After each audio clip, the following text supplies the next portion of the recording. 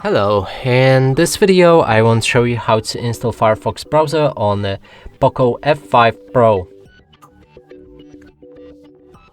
And to do this we'll need to open our Google Play Store. Then in the top search enter Firefox. Install it.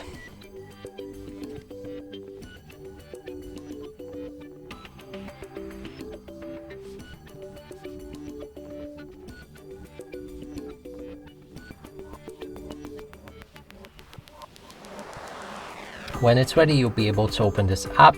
Here we can set it as a default browser. Then sign in to turn on synchronization with other devices. Enable notifications and allow the permissions for it.